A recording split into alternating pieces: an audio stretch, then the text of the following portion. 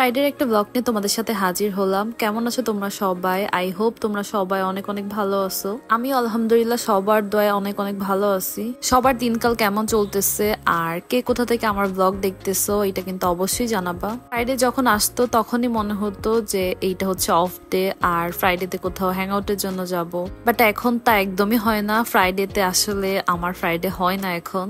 আমার actually Friday হচ্ছে এখন ওয়েডনেসডেতে, আর ওই দিনই হচ্ছে আমরা কোথাও হ্যাং আউটের জন্য যেয়ে থাকি।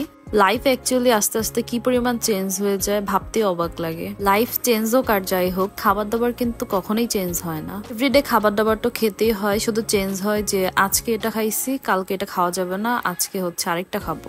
মানে খাবারের অপশন থাকবেই, একদমই বাদ হবে না। আজকে যেমন বাইরে থেকে খাবার আনা হয়েছিল, আর আমার না ইদানিং বাইরের পরোটা একদমই খেতে ইচ্ছে করে না। যেহেতু কোনো অপশন ছিল না তাই বাধ্য হয়ে বাইরের পরোটাই খাওয়া লাগছে। এরপর একটু চা খেয়ে নিচ্ছিলাম। লাস্ট কিছুদিন ধরে বাইরে ভালোই ঘোরাফেরা হয়েছে।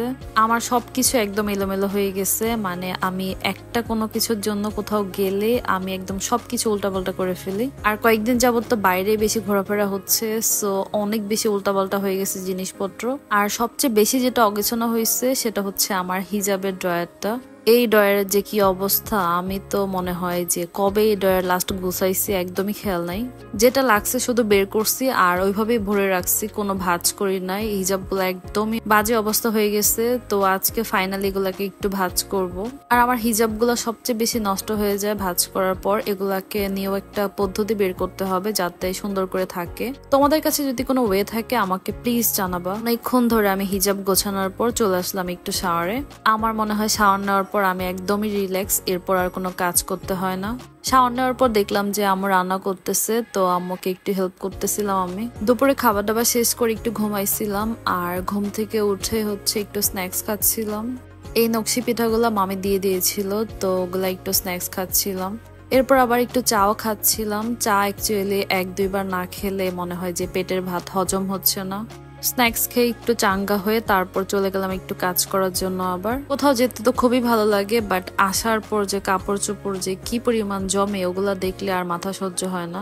ওগুলা আবার গোছাইতে গোছাইতে আমার কয়েকদিন চলে যায়। দেখা যায় ওগুলা গোছানো শেষ করতে না করতে আবার আরেকটা কোনো প্রোগ্রাম হয়ে যায়। লাইফ আসলে এমনই চলতেছে। যাই হোক, সবগুলা কাপড় চোপড় আমি সুন্দর করে একটু ভাঁজ করে নিচ্ছিলাম। এরপর আম্মু বললো আম্মুর নাকি অনেক টমেটো ভর্তা খেতে ইচ্ছে করতেছে, তো আমি একটু টমেটোর ভর্তা বানানোর জন্য সবকিছু রেডি করতেছিলাম। ফার্স্টেই টমেটো গুলাকে একটু ক্লিন করে নিচ্ছিলাম। এরপর এগুলাকে আমি একদমই লো হিটে ভেজে নেব। আর এখানে আমি সামান্য একটু সয়াবিন তেল ইউজ করতেছিলাম। এই টমেটো গুলাতে অটোমেটিকলি এমনি অনেক পানি উঠে যাবে, তাই বেশি তেল না ইউজ করাই ভালো। আমি যখন কাজ স্টার্ট করি তখন একটার পর একটা কাজ করতেই হয়, আবার যখন বসে থাকি তখন একদম বসেই থাকি। আমার জামাইয়ের আবার ইচ্ছে হয়েছে সেমাই খাওয়ার জন্য, সো সে আমাকে ফোন করে বলে তার জন্য সেমাই বানায় রাখার জন্য। আমার জামাই যদিও মিষ্টি খুব একটা খেতে চায় না, বাট সে যখন বলে যে এটা খাবে তখন তো আমি বানানোর জন্য একদমই পাগল হয়ে যাই। তার জন্য একটু সেমাই বানাচ্ছিলাম। আর এই তো এইভাবে আজকের দিনটা আমার শেষ হয়ে গেল। আই হোপ আমার ভিডিও তোমাদের ভালো লেগেছে। Please don't forget to like, comment, share. Bye bye.